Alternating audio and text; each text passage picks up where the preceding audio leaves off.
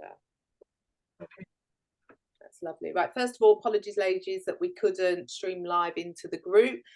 Friday, Zoom glitches. I'm not sure if it's a Zoom or a Facebook. It might be a Facebook glitch, actually, but we're going to record it anyway, and then I'll post this video in. So, first of all, welcome, Sarah. Is it Sarah or is it Sara? It's Sarah, spelt Sara, just to be awkward, but yes, it's Sarah. Yeah, it's lovely to have you here, Sarah. So Sarah is a non-diet coach. So you can see just from her title how aligned we are with our work. And we actually did used to work together many years ago. Well, we sort of worked under the same corporation, didn't we? We did. And crossed paths in a networking group and thought, I know that lady. Yeah.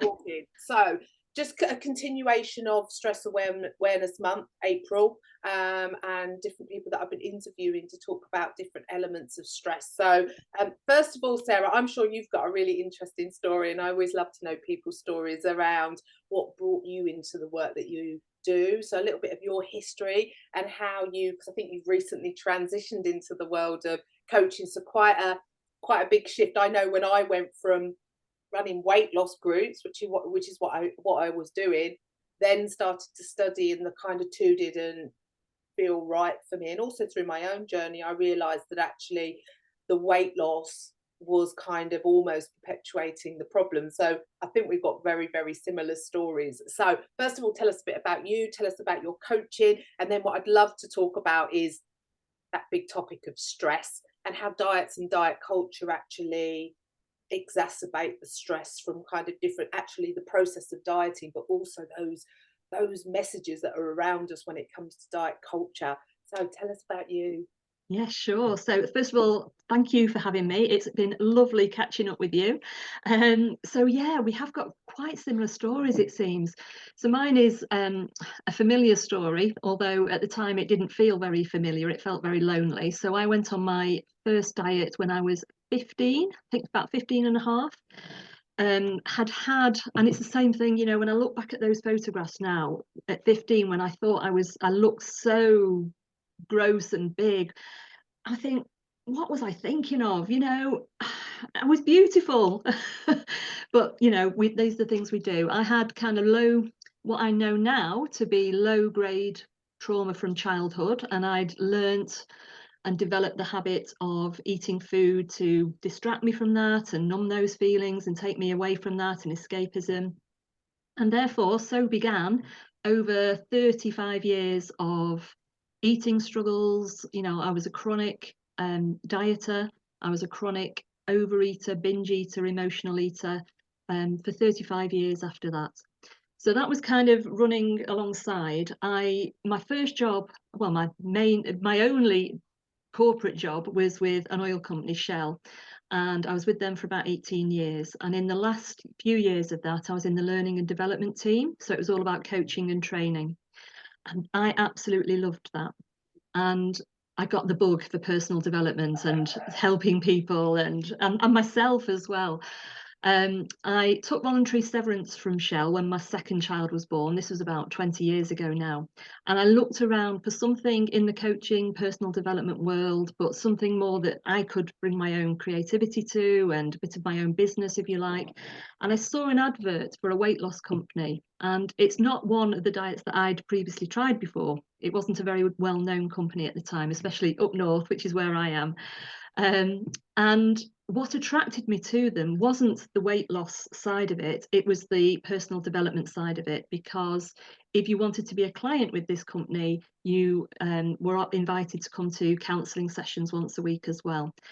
The training for us counsellors in that company was second to none. It was brilliant. And I continued my personal development journey and picking up lots and lots of tools and techniques and therapies along the way and qualifications. Fell out with that kind of company after about 10 years, and I moved to another diet company. And running alongside all this was my own weight struggles. So I kind of felt a little bit of a fraud that I was trying to help other people while I still hadn't resolved my own issues as well. And I woke up one day, and this is a couple of years ago now, and I woke up and I thought, I can't do this anymore. You know, it was a time of year when lots of people were joining my program. but more importantly, rejoining the program. And I looked at my clients that I had booked in for that week, and some of them I'd seen every year for the past 16, 17 years sign up for the same program, or the same ethos, even though it was a different company. And some people I was seeing, 2 or 3 times a year rejoin the same thing. And I'm not throwing any shade or shame on those people whatsoever. I felt guilty that I was kind of facilitating this, continuing this cycle, if you like. And I just thought, I can't do this anymore. And around about the same time, I'd been getting lots of messages into my social media feeds, probably because of the work that I do, about something called intuitive eating. And I kind of had an idea of what it was, but didn't really. So more for myself, really, I delved into this world, and it just made so much sense. It just, it was like a veil was lifted on the mysteries of what we can do to help ourselves. And so I started working on myself with intuitive eating. I worked with a coach and joined a few groups on social media and what have you. And most of it was second to none and fitted and aligned with me. And there were a few things that didn't either. So what I did was look around and thought, there's got to be another way, something that really suits everything that I want and that can fix me, if you like. Couldn't find the exact thing that I wanted, so I kind of developed it myself using all the tools and techniques that I'd picked up along the way. It is based on intuitive eating, but there's little twists and turns in that as well that I've brought in my own ideas. And once I'd experimented with it and it worked so well for me, I shared it with a small group of people. Again, phenomenal results. And I thought, I cannot still sell a diet product when I know that that's not the solution. So that was my transition, if you like. I had to jump off that cliff. It was hard because financially it was rewarding, and I was the sole earner in my household, just me and my son. But the rewards, not the financial rewards, but the rewards of seeing people actually find something that works for them, find, like you say, a different way, outweigh the financial kind of risks and worries and everything. Because when you find something that's truly aligned with you, then finance doesn't come into it. So yeah, that's a little bit about my story. Our stories are like completely mirrored, even down to the time that we spent in the same place. Really? Yeah, and it's interesting, isn't it, through our own transition, where all of a sudden that feels very aligned, and I still Yes, had a very flourishing business, but it just felt so unaligned. And like you say, you keep seeing your clients cycling, and it's almost, there's always that battle, isn't there, between earning money and making a living doing something and something being aligned to your values. And I got to absolutely. that point, but I didn't lose my weight through that, through meal replacements. I had already lost mine through Slimming World and stuff like that. So it's still very much a diet approach. Yeah.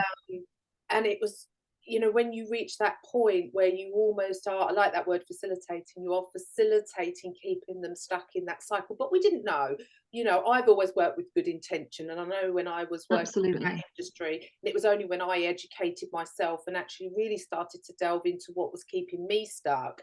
Because I know I presented in a slimmer body all through that time. So to anyone externally, there was a pressure to look a certain way, I think. Yes. You Yes. feel very judged if you're working in the weight loss industry. How can you be a good advocate or a good representative if you're very overweight yourself? So I know that there was a huge amount of fear that kept me in some of my disordered eating patterns. So as to the outside world, so as to my clients, I looked like You I had looked the the part. Yeah. answer, but I Yeah. didn't. I Yeah. was still very caught in um, using meal replacements. The biggest one for me was the distortion of like looking at my body naked. So I Mm, disgusted myself, so I didn't eat. So, mm. part of our healing, I guess, has been about like lifting that veil of it being about how we look completely. Absolutely. And the pretense as well that, we're all good kind of thing, because that creates almost more stress. If we know that, okay, we look okay, but I go home and I eat my feelings away, that creates an enormous amount of internal stress. And so you're right, it was about our own healing first, and then we could facilitate it with others, I think. Yeah. And I like what you were saying before we came on recording. You were saying that, a lot of intuitive eating, and ladies, we talk a bit about like the elements of intuitive eating, like permission to eat, eating for hunger, eating to fullness. These are key elements of the intuitive eating. There's like 10 main steps. But the one thing that intuitive eating very much is encouraging is accepting yourself at any size. And that was the bit that kind of didn't sit comfortably with you. And I agree. I think one of the biggest things, even when my clients, and you probably see this in your clients, they know that diets don't work for them long term, but equally they do still want to lose weight for whatever Absolutely. reason. And so it's not about, I'm not anti-weight loss, I'm anti-restrictive diets. Yes. So ultimately, I feel better when I'm slimmer, just because I've got a lot of arthritis, and it means I can actually have a bath and get out without having to call Gary to kind of come and Absolutely. Yeah. And I know, when I mean, I don't weigh myself anywhere near as much as I used to do now, but I know from how my body feels what that number on the scale is likely to be. If I go over a certain amount, which I haven't been over, thankfully, in quite a while now, but I know from years past, if I tip a certain number on the scale, my knees will start hurting. And pretty soon after that, my hips and my back will start hurting as well. And I know it's because of the weight that I was carrying. And I could almost predict what the scales would say with how painful my body was, if you know what I mean. And there's no shame, there shouldn't be any shame in wanting to feel the healthiest and the best that we can be. And yeah, that was the bit. And it's not, I totally encourage people to accept their bodies where they are. And if you want to feel even healthier, then go for it. But from a place of kind of compassion and kindness and love, not restriction and cut back and push harder. And that's the bit, isn't it? That's Yeah. the bit where we're so conditioned to believe that slimmer is better to meet the ideals of society. And so we come from that place of feeling not good enough, of feeling flawed. So we always, this isn't just around weight, is it? We're constantly feeling that if we're not improving, if we're not making ourselves better to be a better person in some way, there's something wrong with us. Absolutely. Flipping that intention, isn't it? It is about, that's why I always work on a wellness plan, not a weight loss plan, because if we start to take better care of ourselves physically, emotionally and mentally, ideally what you should then start to see is your eating comes in alignment. Absolutely. The body lets go of weight. Because interestingly, as you were talking about, if you've gained weight through physical things in your body, like your knees will start to ache, your back will start to ache. But I do wonder as well where there is also a subconscious, we know when we're eating out of alignment to how we normally eat, and so some of the pain that's generated in our body is like an emotional response to eating those foods as well. It's Absolutely really fascinating, isn't it? Yeah. So let's talk a little bit about stress. Yes. How that kind of the impact of diet culture and diets themselves, and how that generates a lot of conscious stress but also unconscious stress. I know one of the things with me, if ever I had actual stress going on in my life, so say something, I had a project going on at work or a relationship, there were some issues, I would find myself focusing on my weight more.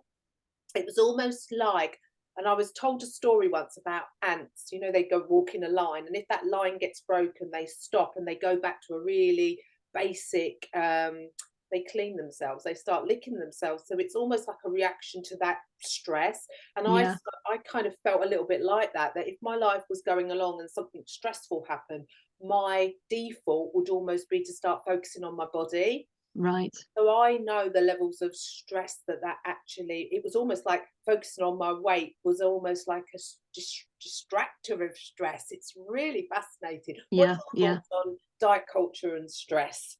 I think the word stress in itself, now I haven't watched any of your other ladies' interviews, so I don't know whether anybody's talked about this. So it's, excuse me if I'm repeating anyone else, but I think the word stress in itself is such a fascinating one, because if you go back even just 30, 40 years, the word stress, we didn't use it anywhere near as much as we do now.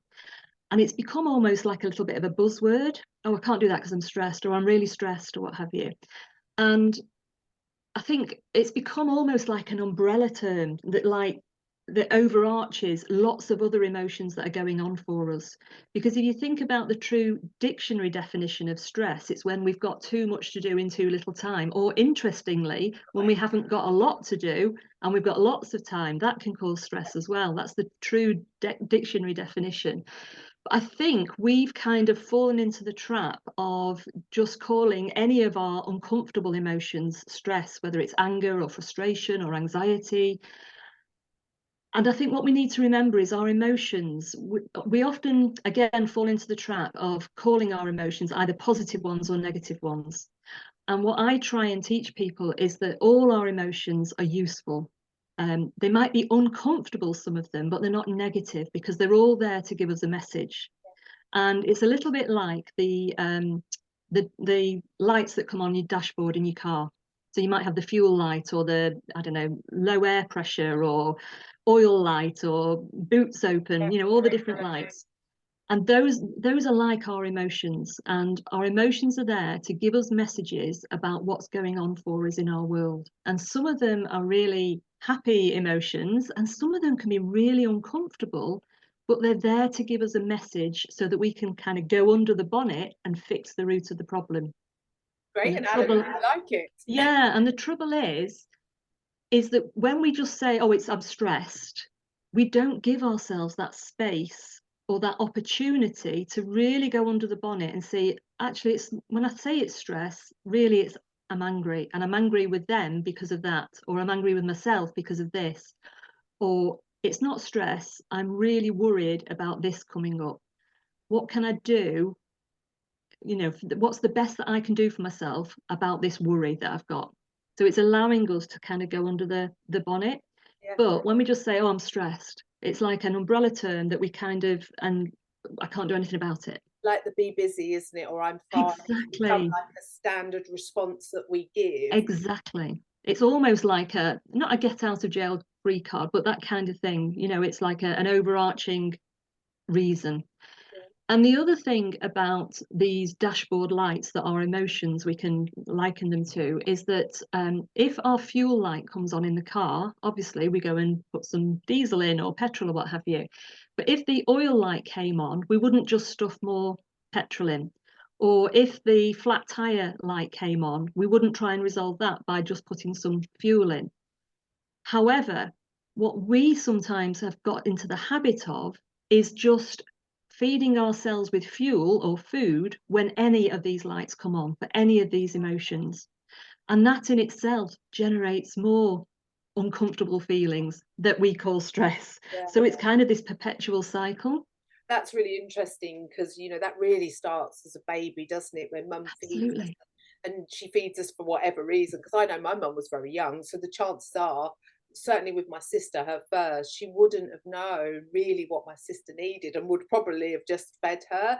So that starts from such a young age, doesn't it, where we know Absolutely. different All the messages that we get right from the get-go, you know. Yeah, that link with absolutely. food and safety and comfort and all of that stuff, which is why I talk so much about childhood and why the inner child healing work is so powerful when it Yeah. comes to actually recognizing the unmet need within us and meeting in it in a way that kind of isn't food or alcohol or other unhealthy ways like playing bingo online or scrolling Facebook or Yeah. whatever ways we do. So I think Yeah. that's a really great a great point to actually look at where maybe we are labeling something as stress, and actually there's likely to be another emotion that either we just aren't, we can't name it, It's out of our awareness a lot of the time. Yeah. yeah, Yeah. absolutely.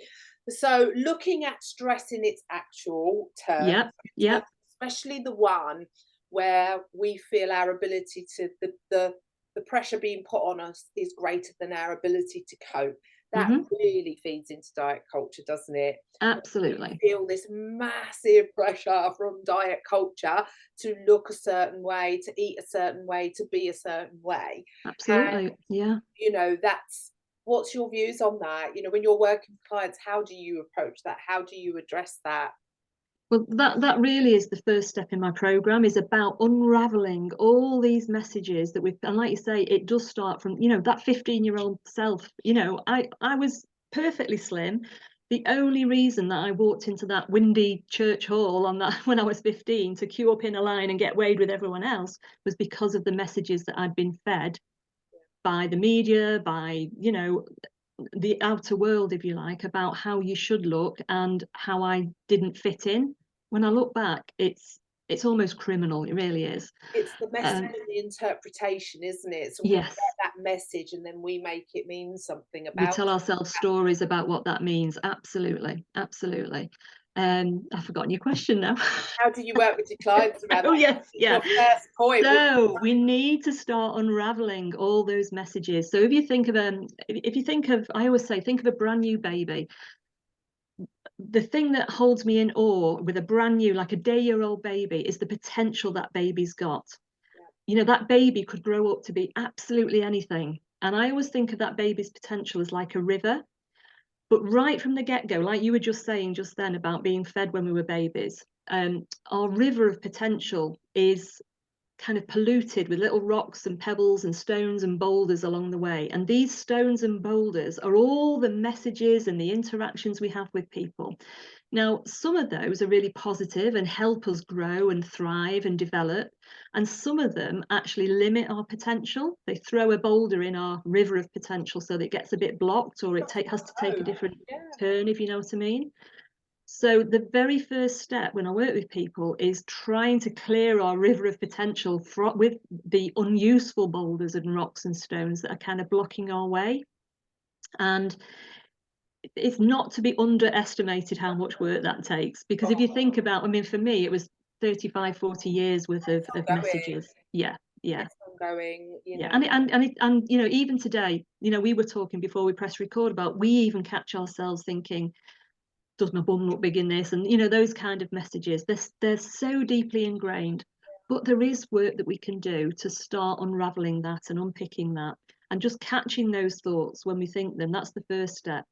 And then really examining them and say, is that based in truth, or is that just someone else's perception or idea or message that has been thrown into my river, if you like? And what can I do with that? Absolutely. And even when there is an awareness there and people can clearly see where it's come from, making that shift is hard Oh, because that involves like change.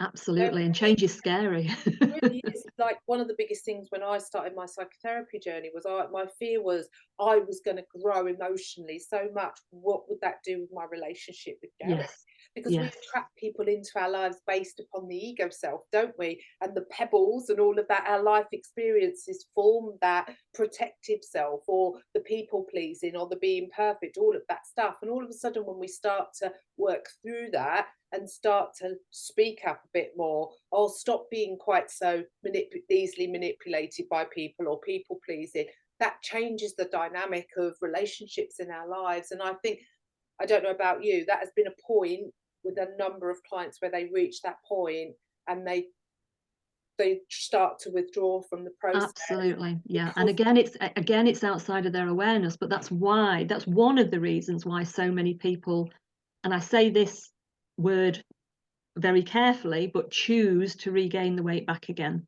You know, it's outside of their awareness. Obviously, they don't choose consciously to do that, but when we do start changing, sometimes we can leave ourselves a little bit vulnerable and raw. And however longed for change is, it's always uncomfortable. Yeah. And that's why we sometimes choose to, like you say, retract back into who we were, because at least that's comfortable. I didn't like it, but it was more comfortable. and that's the missing part, isn't it? Like with diet culture and diets itself, it focused just on the weight loss and the physical elements that are needed to lose the Exactly. physical weight, Exactly.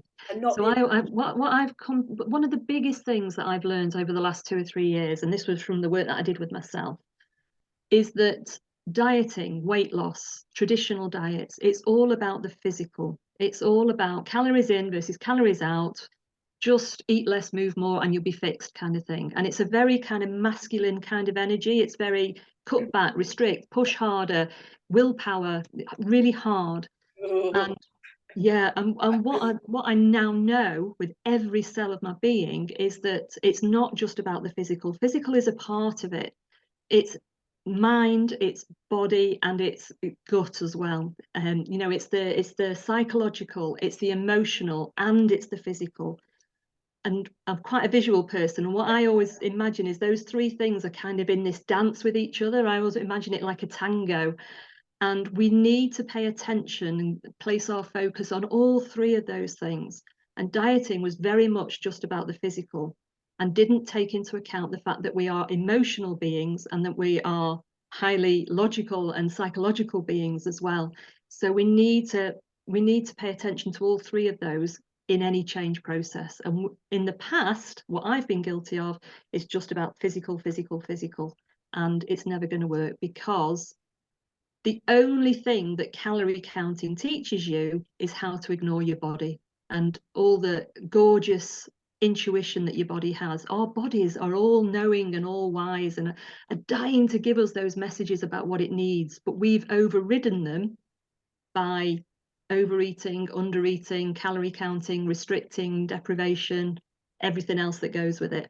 And you know, for most of us, that's what we were told. So, Oh, absolutely, yeah. like, you know, we've been massively drawn into something that, you know, at the time, you know, we believed to be the way. And most of us, you know, that when you carry such shame to how your body looks, and especially associated to holding on to fat, you know, there's so much shame that's attached to that, that you can totally see how the need to lose that, or the We, desire we to grab lose, onto anything that promises absolutely. that. Yeah, And it's yeah. really hard to override that shame and that fear and that belief that if I was slimmer, life would be so much better. And in lots of ways it is. You know, Mm, interestingly, it was when I was at my slimmest, so I'd lost 8 stone, my insecurities were at their highest, yeah. because actually, and that was what took me into therapy and helped me to understand my weight was an armor, and it was there to protect me. It made me unattractive. Men wouldn't find me attractive. So through my own childhood experiences, you know, and it's like that's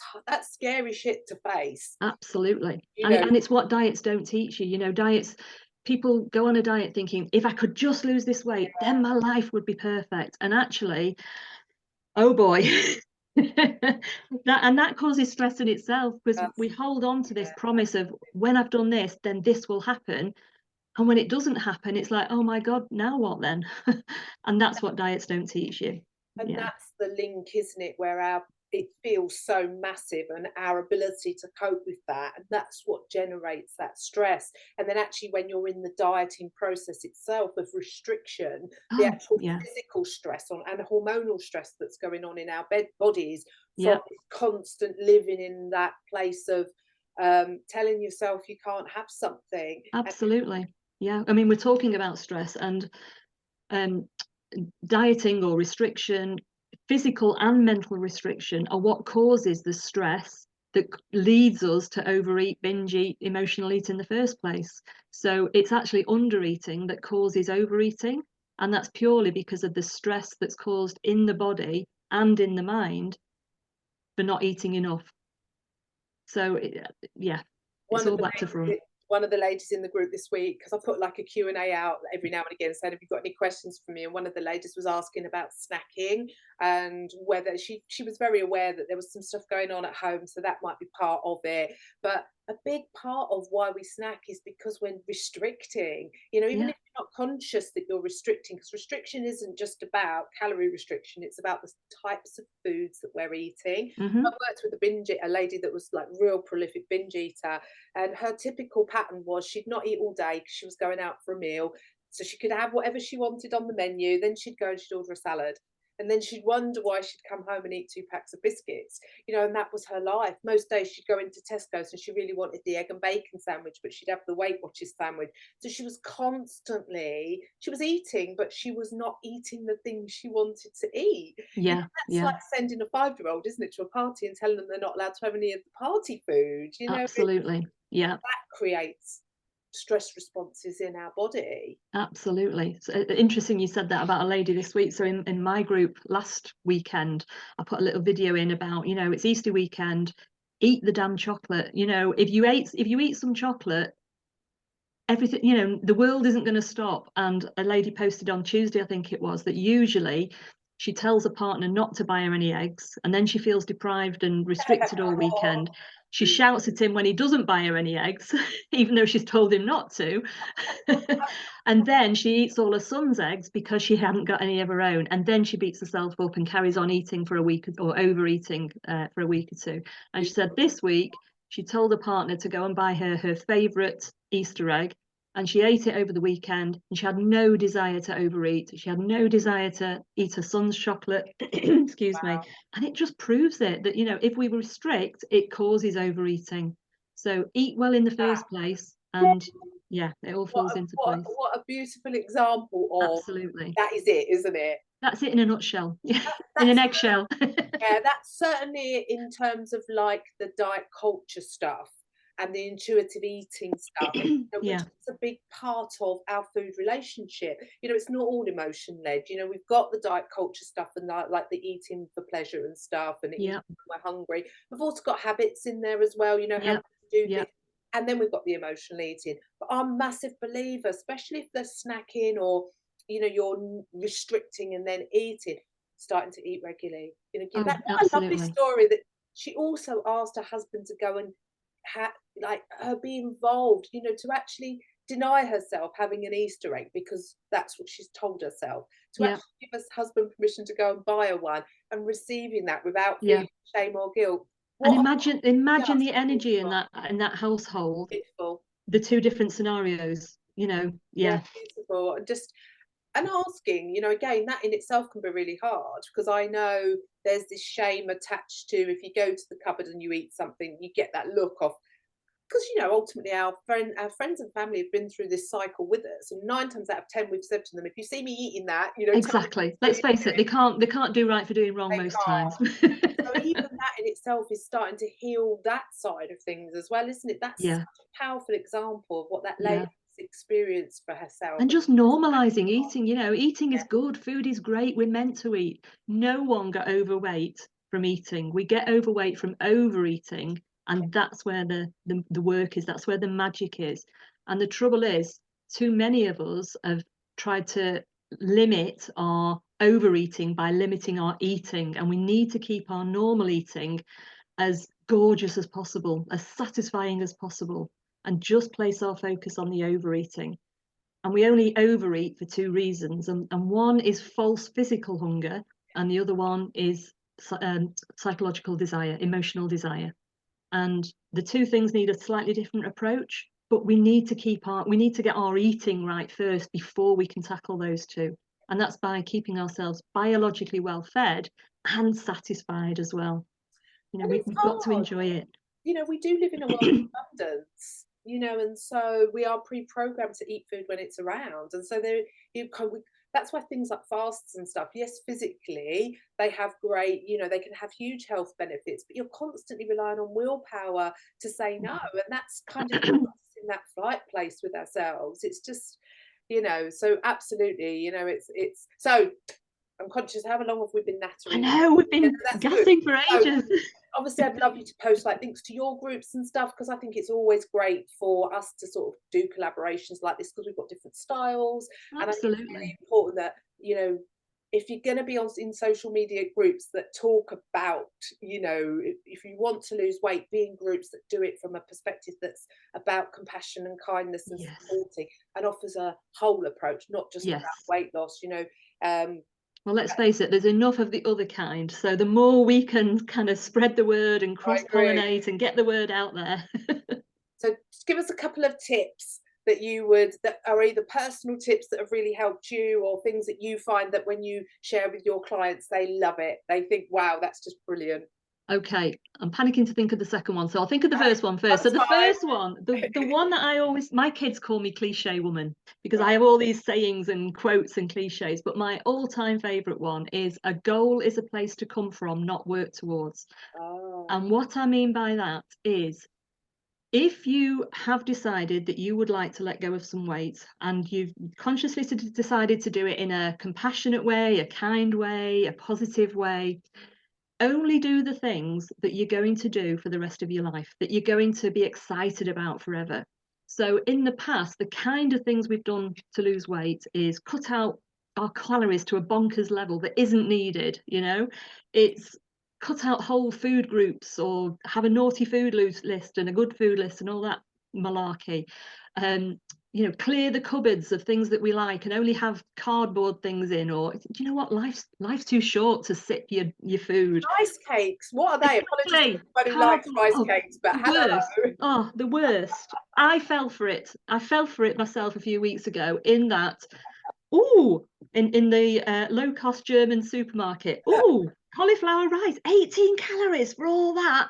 I'm Oh, gonna have some of that. It tasted like yeah. gone off cardboard. No, we don't need to do Let's that. eat real Have food. normal rice. It's lovely, it's gorgeous. So do the things when you're losing weight, do the things that you're gonna do forever. You don't have to do anything drastic, bonkers, unpleasant, uncomfortable. So a goal is a place to come from, not work towards. Do the things all the way along. And then the added bonus is, when you get to your happy weight, as I call it, you don't have to do anything different. You're already doing the things that have just become a normal part of you. You've stepped into that new identity already. It's interesting, isn't it, how we approach it, where we just strip everything out. We do that for a period of time and then we can't manage it anymore. So we can see that. And that's the willpower, isn't it? I can just about hang on for 3 months, but could you do it for 30 more years? Can you, heck? That's why I very much, when I was running the 100-day program, where it was about introducing little steps like around food, movement, mindset, self-care, building that wellness plan, doing little steps. And that in itself can be really hard because we're so used to doing the like cutting everything out, aren't we? Absolutely, You do yeah. those small incremental steps that we do that stretch us, not put us into like panic zone, that build over time. And before you know it, you're like, this is becoming part of my daily routine. And that is the way, irrespective of what you're trying to work on and change, whether it's weight or whether it's something else. There's little incremental steps. But like the eager beaver in us, like we have to kind of settle her down a little bit and say, that's part of it, isn't it? Just to sort of quieten that part down of us that wants the quick fix, that wants the instant gratification. Absolutely, absolutely. So second tip, what shall I do? Oh, I've got about 3 I could give you. Right, okay. So slowly just try and tune back into your body. This is a skill that we were all born with, so it's there somewhere. So we need to relearn the skill of listening to our bodies. So if you ask yourself once today, ask yourself 100 times if you can, how am I feeling in terms of my hunger level? So if you had a scale of, say, -10 to +10, and -10 was absolutely famished, I'm almost fainting, I'm that hungry, and +10 is about 5 o'clock on Christmas Day when you're so stuffed, it's I painful, don't you know what can't you're talking move. about, Sarah. So that's +10, and everything in between. And 0 is kind of neutral. I'm neither hungry or not hungry. I'm just kind of nothing really. Just ask yourself, the first step is just ask yourself, if I was on a number of this scale, where would it be? Without any judgment, without any preconception about where you should be or anything like that. Just gently, out of a place of curiosity and kindness, just ask yourself, where would I be? So, and it's different for everybody. So for me, the first kind of, for -1, for me, the first signs of hunger is just a little whisper, a little thought. And then I get like the grumbly tummy and things like that and moving upwards. But it's different for everyone. So just start asking yourself that. The That's hunger the scale first is step. so powerful, isn't it? Because most of us recognise hunger when we're like, "Ooh, I'm going to eat my arm," and we're really high on that scale. And by that point, it's really hard to like make choices that are actually aligned to how. Yes. It's interesting. I've got a lady who was a real like nighttime snacker, and I wrote a journal last year. It's on Amazon, and it's a 60-day Mm, journal, and part of it is like the hunger scale. And she's on like night 160 now. She's on her third journal, I think, maybe even her fourth, where fantastic. she has not eaten in the evening and the hunger scale for her has been revolutionary. And it's Yes. one of those, it's not about whether it's the right number or not, it's about There slowing is down no enough to tune in exactly. actually. And it's interesting when you actually start to eat sooner. So eating when you're around that 4 to 6, but also stopping sooner. It's amazing. We don't always have to feel really hungry, but equally we don't have to feel really full. And when you learn, because I hate that feeling I hate the feeling when I'm really hungry. I am so hungry. I carry food around I with me. had an ex-husband like that. That's why he's ex. I cannot stand. I don't let myself get to that point. I like eat now little and often, and that really serves me. Yes. But equally, I know I used to like skip, especially with working with clients. I'd be like back to back client work, and then I'd be like, God, I'm starving. I need to Grab, grab, grab, grab, grab. grab. Me Yeah, too. Yeah. absolutely. So I like now being in that just zone of where I very rarely actually feel any high levels of hunger. Yeah. That is a Between refreshing -2 and experience. +2 is my kind of magic area. I'm not over hungry, I'm not over full, and it's lovely. And it takes time to build that up, and it is practice. And there's a difference between feeling full and having had enough as well. You know, enough is different than full. So I Yeah. encourage people to think of what's enough. You don't have to feel full. What's enough?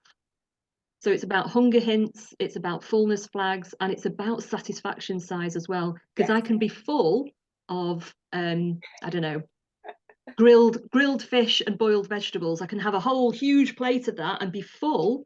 Am I satisfied? I still need, but put a baked potato with that, with a bit of mayo on or something like that, and I would be satisfied as well as full. And that's another key. But I'm going on Oh, and I on know and on. we literally could talk forever, couldn't we? It's thank you so much, Sarah. A, it's You're been welcome. lovely reconnecting with you, and B, thank you coming in and talking to us today. It's been brilliant. So you can It's go a on your pleasure. Thank you now. so much. And I'll send you those links and you Yes, can please. add them on or whatever. I'll post this video in the group, and then if you pop your links below, that would be Perfect. brilliant. So thank you, Sarah. Thank you for having me, Hayley. Speak to you Welcome. soon. Bye, everyone. Let's stop.